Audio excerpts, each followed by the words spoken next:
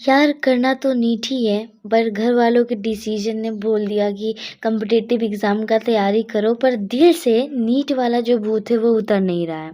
और घर वाले नहीं मान रहे हैं, घर वाले नहीं मान रहे, घर वाले नहीं मान रहे, घर वाले नहीं मान रहे हैं। ये मेन मुद्दा है। यू नो व्हाट, मैंने एक वीडियो डाली थी कि I am shifting NEET to SSC CGL करके, which is my parents decision, जो कि मेरे घर वाले आदरणीय भ्राताश्री का ये आदेश था, निर्देश था कि तुम उस फील्ड में जाओ, क्योंकि इतने साल हो गए नीट तुमसे होगा नहीं। बट उस वीडियो के बाद से ना बहुत सारे कमेंट आए, approx you can say 30+ comment थे।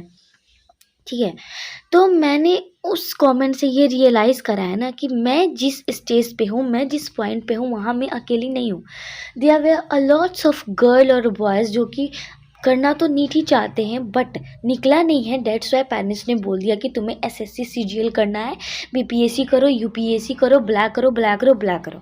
ठीक है, तो आज के इस टॉपिक में हम वही बात करेंगे। सबसे पहले कुछ लोग नए लोग जो ज्वाइन हुए हैं, उन्हें नहीं पता कि मैं कौन हूँ, कहाँ से आई हूँ, कौन सी बला हूँ मैं। तो सबसे पहले let's introduce myself. So hey, myself Roshni Singh, I am from Bihar. अब ये मत पूछना कि बिहार में मैं कहाँ रहती हूँ, चाय पीने तो तुम आओगी नहीं।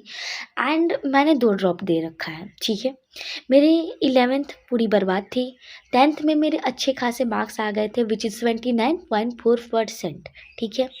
एंड 12th की बात करूँ तो मेरे परसेंटेज से 72.4%, जो कि मैंने यूट्यूब से स्टडी करी थी, सेल्फ स्टडी, लाइक एनसीईआरटी वाला जो बैच था उससे पढ़ के थ्योरी लिख के बस मैं पास हो गई हूँ, ये वाला पढ़ाई। और मैं बिहार बोर्ड से थी, ठीक है। नाउ 12 के जस्ट बाद मैंने नीट दे दिया था, उसमें मेरे 100 से कम मार्क्स आए थे। फर्स्ट ड्रॉप में मुझे नहीं पता था कि हाँ ये नीट का कंपटीशन क्या होता है क्या नहीं। आई वॉज लाइक चिल बंदी, ठीक है, बस पढ़ाई करना है। हाँ, मैंने ये सुन रखा था कि हाँ नीट एक एग्ज़ाम है जिसमें हमें बस पढ़ाई करनी होती है, निगेटिव मार्किंग होती है, ऐसा करके कुछ था, ठीक है। तो फर्स्ट ड्रॉप में भी मैं ज़्यादा सीरियस नहीं थी, लाइक 12th 11th वाली स्टूडेंट मैंने स्टडी करी थी। एंड देन फिर मैंने एग्ज़ाम दिया था, उसमें मेरे 100+ मार्क्स आए थे, ठीक है, which is my first drop. And in second drop जब मैं यूट्यूब पे आई, यूट्यूब पे आने के बाद से मुझे पता चला है कि ये जो नीट है ना, ये भी एक कम्पिटिटिव एग्ज़ाम ही है, जहाँ पे इतने सारे रेस है ना, इतने सारे उस रेस में घोड़े हैं, ठीक है। और उस रेस की एक घोड़ी मैं भी हूँ, ठीक है। और मैंने देखा लोगों का ब्लॉग आना शुरू हुआ, ये नोट्स पढ़ो, वो नोट्स पढ़ो, ये बैच वो बैच। मुझे नहीं पता था एलिन आकाश ये सारे टेस्टेस वगैरह भी होते हैं।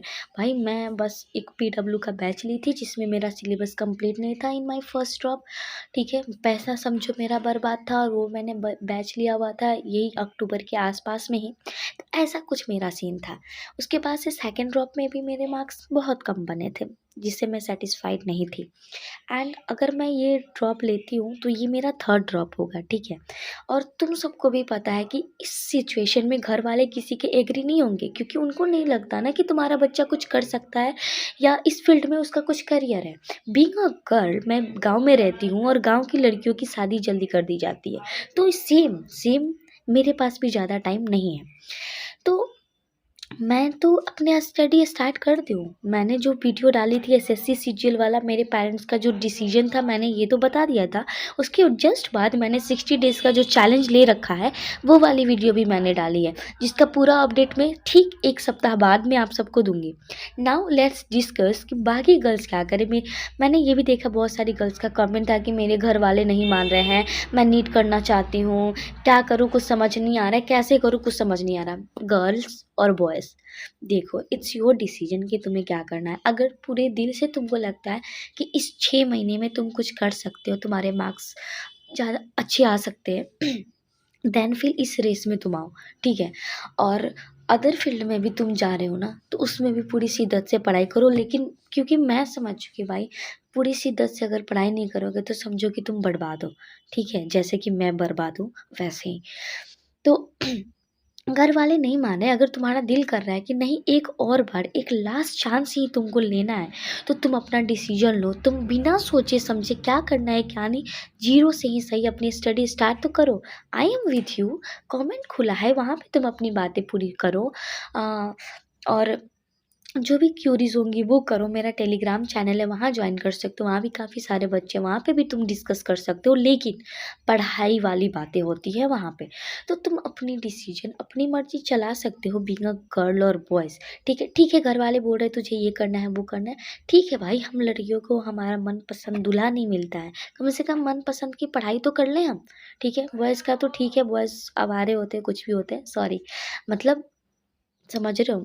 इन अ फ़नी वे मैं बस इतना समझाना चाहती हूँ कि अगर तुम्हें लगता है कि तुम कर सकते हो, तो एक लास्ट चांस तुम खुद को देकर तो देखो। घर वाले नहीं मान रहे, रिग्रेट हो रहा है, क्या करूँ, क्या नहीं, ये सारी चीज़ें बाद की है, मत सोचो। बस एक प्रॉपर प्लान बनाओ और स्टडी स्टार्ट करो। 60 डेज़ का चैलेंज मैंने स्टार्ट करा है ना, मेरे साथ ही स्टार्ट कर दो। लेट हो ना, 4 दिन आगे आगे कर लेना अपना प्लान, बट पढ़ाई करो। और हाँ, ज़्यादा ड्रॉप हो चुका है ना, सिर्फ़ एक चांस देना मेरी जान।